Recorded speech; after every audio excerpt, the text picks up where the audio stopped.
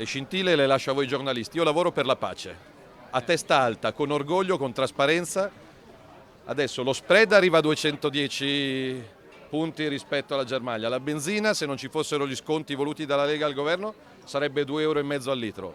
La luce e il gas sono alle stelle, l'inflazione per fare la spesa fra pane, frutta, verdura, carne, latte è alle stelle.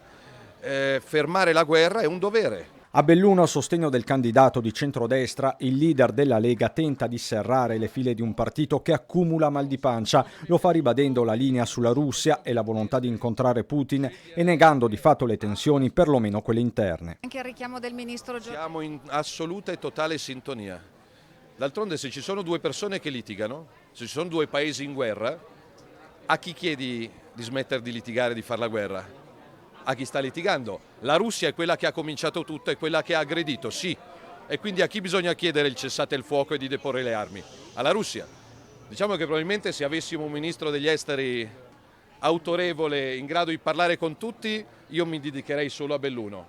Evidentemente se all'Italia manca qualche pezzetto, portare parole di pace penso che sia sacrosanto. L'attacco quindi è in particolare ai 5 Stelle, mentre sull'Election Day del 12 giugno, che favorirebbe l'astensionismo perché in una sola giornata il bersaglio è il Partito Democratico, è stata una precisa strategia dei Dem, le parole di Salvini. All'ombra delle Dolomiti però prevale la pax elettorale all'interno del carroccio, la dimostrazione plastica. Presente Luca Zaia che in mattinata al Salone Nautico ha incontrato il ministro Giancarlo Giorgetti, l'anima governista del partito, e non è passata inosservata sempre a Belluno nemmeno la presenza di Gian Antonio D'Arè, europarlamentare simbolo della Lega Trevigiana, sottoposto a procedimento per le critiche aperte al leader in materia di vaccini, tornato alla carica in questi giorni anche sulla questione russa. Salvini rischia l'incidente diplomatico, serve più cautela, le sue parole che certo non hanno rasserenato il clima, tant'è a Belluno si sorride ai flash, i conti pare di capire si faranno dopo le elezioni. La situazione non è che vi sta scappando di mano.